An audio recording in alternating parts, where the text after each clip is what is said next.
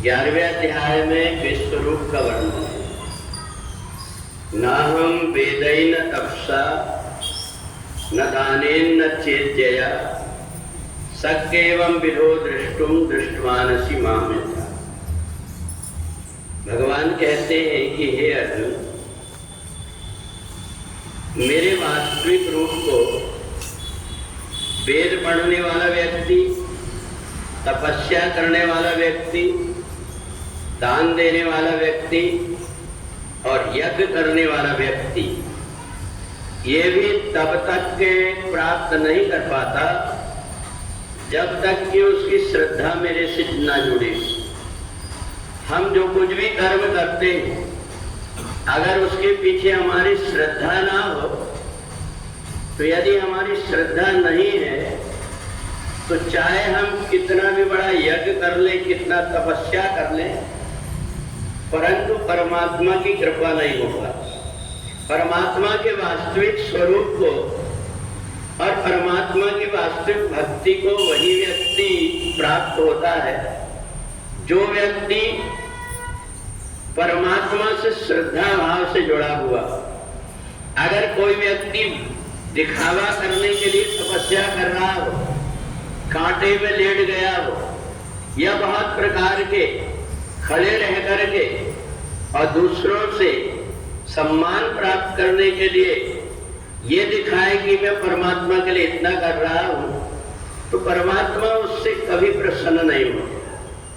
ऐसे ही कोई भी व्यक्ति कितना भी वेद पढ़ ले, कितना भी ज्ञान हो जाए, परंतु अगर उसकी परमात्मा के प्रति श्रद्धा नहीं है तो उसका सब पढ़ा बेकार हो जाता है।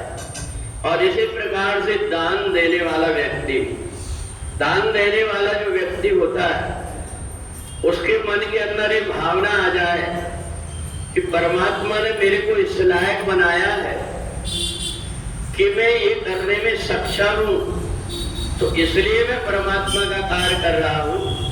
ऐसा मान करके व्यक्ति अगर दान देता है तो उसका दान कई गुना हो जाता है। हर किसी के बस में धन को सदुपयोग करने की कला नहीं आती। बहुत से व्यक्ति ऐसे हैं जो पहले जन्म में अजगर थे, इस जन्म में भी उनको कितना भी मिल जाए पर वो उसको सत्कर्म में खर्च नहीं कर पाते, क्योंकि उनके भाग्य में केवल सांप कोई भी धन को खर्च नहीं कर पाता, उसमें अपनी उड़ी मार करके बैठ सकता है परंतु उसको खर्च नहीं कर पाता। तो ऐसा ही जितना भी धन मिला हुआ है वो धन व्यक्ति सदुपयोग में खर्च कर ही नहीं सकता, क्योंकि उसके आगे के जीवन में धन प्राप्त करने का योग ही नहीं। सदुपयोग तो वही व्यक्ति कर पाता है जो परमात्मा से श्रद्धा भाव से जुड़ा हुआ। इसलिए चारों चीजों को भगवान ने मना कर दिया। वेद पढ़ने से, तपस्या करने से, दान देने से और यज्ञ करने से इसका ये मतलब नहीं है कि परमात्मा की भक्ति और कृपा प्राप्त हो जाएगी। परमात्मा की भक्ति और कृपा तो तब होती है जबकि व्यक्ति के इनके साथ में श्रद्धा जुड़ी हुई हो। और श्रद्धावान लभते ज्ञानम, श्रद्धा अगर जुड़ गई व्यक्ति के अंदर तो उसको ये ज्ञान हो जाता है कि मैं जो कुछ कर रहा हूं ये करने की मेरी कोई सामर्थ्य नहीं है। परमात्मा ने मेरे को इस योग को बना करके और मेरे माध्यम से ये कर्म इसलिए करा रहा है क्योंकि यहाँ से व्यक्ति कुछ लेकर के अगर कुछ जाना चाहता है तो साथ में कुछ जाता नहीं, परंतु जिस प्रकार से हम यहाँ से अगर विदेश जाना है, हमारे यहाँ की मुद्रा लेकर के जाएंगे, विदेश में नहीं चलेगी, इसलिए हम उसको अंतरराष्ट्रीय बैंक में जमा कर देते हैं और दूसरी जगह जाकर के वो हमें उसी देश की मुद्रा के रूप में मिल जाता है। ऐसा ये पुण्य कर्म और सत्कर्म है।